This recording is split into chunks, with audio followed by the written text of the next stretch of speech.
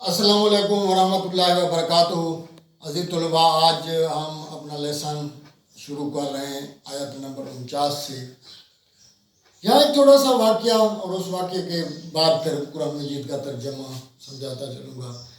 اور اگر ہم تشریح نہ کریں کیونکہ تشریح ہمارے نظام کا حصہ نہیں ہے، لیکن بچوں کو اس طرح سمجھ نہیں آتی۔ جس ترجمہ تو بچے پھر کتابوں سے قرآن مجید سے بھی دیکھ سکتے ہیں۔ بہرحال ہوا یوں کہ جب حضور پاک صلی اللہ علیہ وآلہ وسلم بدر کے مقام پر پہنچے،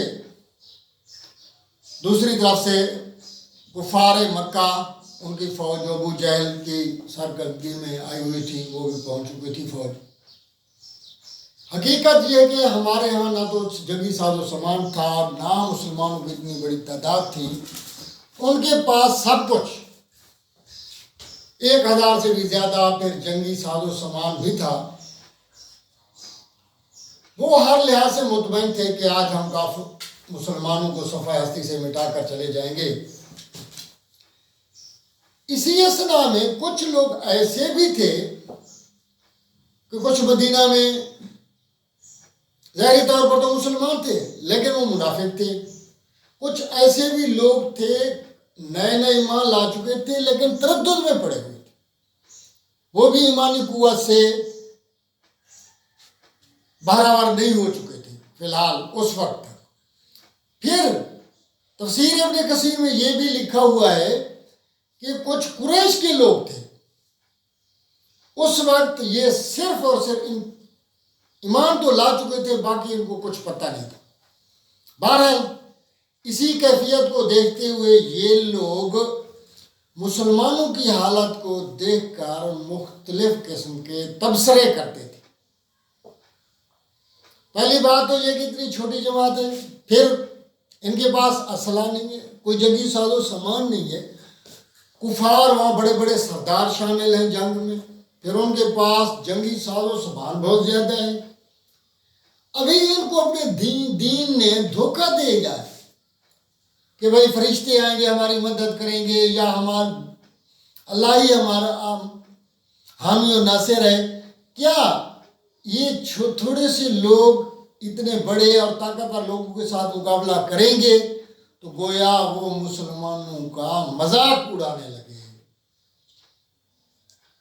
پھر اللہ تبارک تعالیٰ فرماتے ہیں کاش جنگ جب شروع ہو گئی اس وقت یہ دیکھ لیتے کہ مسلمان اور فرشتے کافروں کی جانیں نکالتے ہوں گے، ان کو آگے پیچھے سے مار رہے ہوں گے، تو ممکن ہے یہ ہوش میں آتے اور اس طرح کا تبصرہ کبھی بھی نہ کرتے ہیں۔ بہرحال یہ وہ منافقت ہے ان کی، یہ ان کی چال ہے جو انہوں نے تبصرہ کیا۔ ابھی دیکھتے ہیں اللہ تبارک تعالیٰ ان کے بارے میں یہ کیا فرماتے ہیں، یہ منافقین کے بارے۔ اعوذ باللہ من الشیطان الرجیم، بسم اللہ الرحمن الرحیم۔ اذ یقول المنافقون، جب منافق لوگ کہتے تھے، والذین فی قلوبہم مرض، جن کے دلوں میں منافقت کی بیماری ہے، غر ہؤلاء دینہم، ان کو اپنے دین دھوکے میں ڈال رکھا ہے۔ یعنی دین اسلام نے مسلمانوں کو دھوکہ دیا ہے کہ دین ہی کی وجہ سے ہم فتح یاب ہوں گے۔ یہ اتنے نہ سمجھ لوگ ہیں کہ اتنے بڑے لوگوں کے ساتھ، اتنی بڑی تعداد کے ساتھ کیسے مقابلہ کریں گے۔ بہرحال آگے دیکھیں، وَمَن يَتَوَکَّلْ عَلَى اللَّهِ فَإِنَّ اللَّهَ عَزِیزٌ حَکِیمٌ۔ اللہ فرماتا ہے جو اللہ پر بھروسہ رکھتا ہے، فَإِنَّ اللَّهَ عَزِیزٌ حَکِیمٌ، تو یقیناً اللہ تبارک تعالیٰ زبردست غالب حکمت والا۔ مسلمان فتح یاب ہوں گے اللہ کی رحمت سے، اللہ کی قدرت سے، ایمانی قوت سے، لیکن کفار لوگ ان چیزوں سے واقف ہی نہیں ہیں۔ وہ یہ سمجھتے ہیں صرف قوت افرادی اور جنگی ساز و سامان۔ میں نے پہلے بھی ایک دن ایک سبق میں کہا تھا، صرف اسباب پر بھروسہ رکھنا حماقت ہے، اور صرف دعا پر یقین رکھنا بھی مناسب نہیں۔ جب بھی انسان کوئی کام کرتا ہے تو ضرور محنت بھی کرے اور اللہ سے دعا بھی مانگے۔ دعا ہی مسلمان کا اسلحہ ہے، مومن کا ہتھیار ہے۔ دعا مومن کے لیے ہتھیار کی حیثیت رکھتی۔ آگے دیکھ لیں پھر اللہ تبارک تعالیٰ کے بارے میں کیا کہا، یہ تو تبصرے کر رہے تھے۔ وَلَوْ تَرَىٰ إِذْ يَتَوَفَّى الَّذِينَ كَفَرُوا الْمَلَائِكَةُ، کاش تم اس وقت دیکھ لیتے جب فرشتے کافروں کی جانیں نکالتے، انہیں ان کو مار مار کر ان کی جانیں نکالتے، یَضْرِبُونَ وُجُوهَهُمْ، پھر ان کے چہرے پر مارتے، وَأَدْبَارَهُمْ، اور پیٹھوں پر مارتے، وَذُوقُوا عَذَابَ الْحَرِيقِ، پھر جب ان کو دوزخ کے قریب لایا جاتا تو دوزخ کا دروغہ ان سے کہتا کہ اب اس عذاب کا، دردناک عذاب کا، عذاب آتش کا مزہ چکھو۔ اللہ تبارک تعالیٰ فرما رہے ہیں کہ انہوں نے وہ منظر دیکھا ہی نہیں جس وقت فرشتے ان کی جانیں نکالیں گے اور دوزخ کا دروغہ ان کو گھسیٹ کر آگے ڈالے گا دوزخ میں کہ اب اس دردناک عذاب کا مزہ چکھو، تب ان کو پتہ چلتا تو ہو سکتا ہے یہ لوگ اس طرح کا تبصرہ کبھی بھی نہ کرتے۔ آگے دیکھیں، آگے یہ ہے اللہ تبارک تعالیٰ کی حدیث قدسی ہے، اس کا ایک حصہ ہے۔ اللہ فرماتا ہے میں نے اپنے اوپر ظلم کو حرام کیا اور تم پر بھی، اس لیے تم ایک دوسرے پر ظلم نہ کرو۔ یہاں قرآن مجید میں اللہ تبارک تعالیٰ فرماتا ہے کہ اللہ غفور رحیم ہے، وہ انسانوں پر ظلم نہیں کرتا۔ یہ انسان کی اپنی کمائی ہوتی ہے تو سو سو ریپ، جو بو گے ہوئی کاٹو گے، کیونکہ یہ دارالعمل ہے اس دنیا میں، جو عمل کرو گے قیامت والے دن اس کا تمہیں جواب دینا ہوگا۔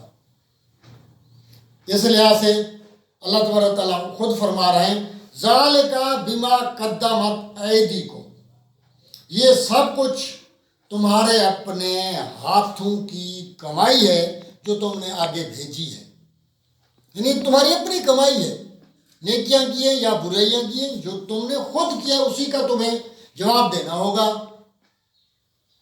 وَأَنَّ اللَّهَ لَيْسَ بِظَلَّامٍ لِّلْعَبِيدِ، اور یہ حقیقت ہے اللہ اپنے بندوں پر ظلم نہیں کرتا۔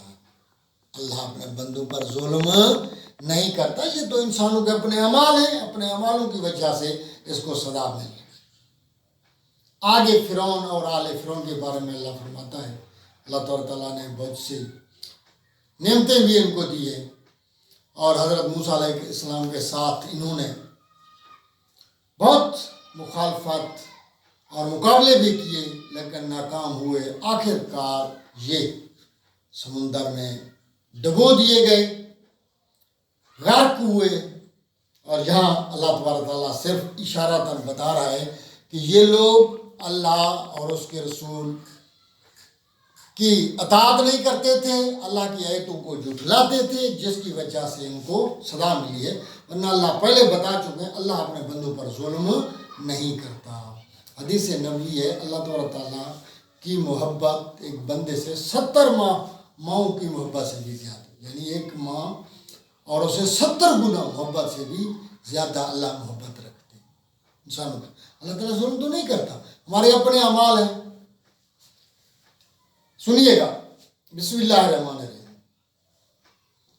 کداب آل فرعون والذین من قبلہم، جیسا کہ حال ہوا تھا فرعونیوں کا جیسے پہلے لوگوں کا۔ کیوں ہوا تھا؟ کفروا بآیات اللہ، ان لوگوں نے اللہ کی آیات کو جھٹلایا۔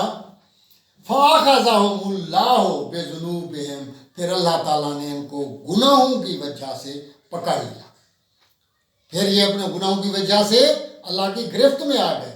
ان اللہ قوی شدید العقاب، بے شک اللہ تعالیٰ سخت عذاب دینے والا ہے۔ کیوں؟ ان کے گناہ ہی تھے، ان گناہ کی وجہ سے یہ پکڑے گئے اور پھر ان کو سزا ملی۔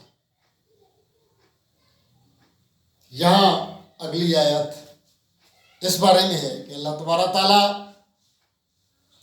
جب بھی کسی قوم پر کوئی انعام کرتا ہے تو اللہ تعالیٰ ان کی غلطیوں کی وجہ سے اپنا انعام نہیں، لیکن ان کی بد عملیوں کی وجہ سے اپنے انعام واپس لے لیتا ہے۔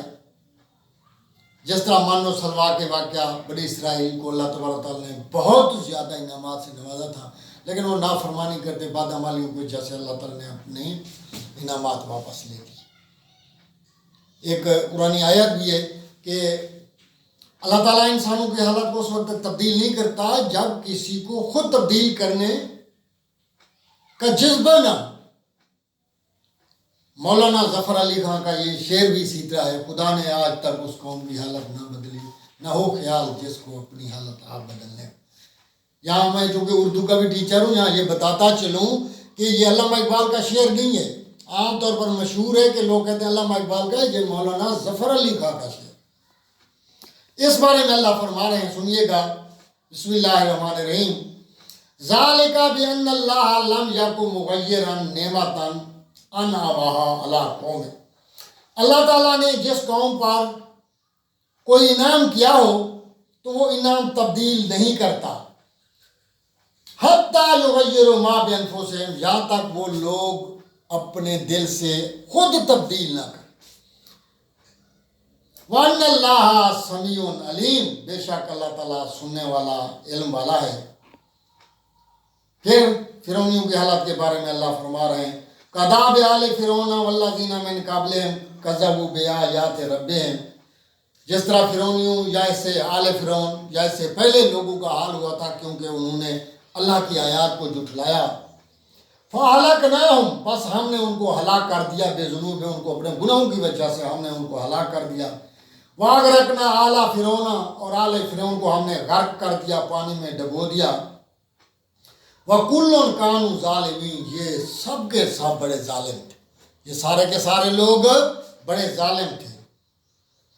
پیچھے ہم پڑھ کر رہے ہیں ان شر دواب کے بارے میں، یہ وہ لوگ ہیں، ناسن سورۃ الاعراف میں بھی ہے، یہ دل رکھتے ہیں سمجھتے نہیں، کان رکھتے ہیں سنتے نہیں، عقل رکھتے ہیں سمجھتے نہیں، سوچتے نہیں، حق بات نہیں کرتے، گویا یہ گوگے ہیں۔ ان کے بارے میں دوبارہ اللہ تعالیٰ یہ یہاں فرما رہے ہیں، ان شر الدواب عند اللہ الذین کفروا فہم لا یؤمنون، بے شک اللہ کے ہاں بدترین جانور وہ لوگ ہیں، یعنی وہ کافر ہیں جو ایمان نہیں لے آتے۔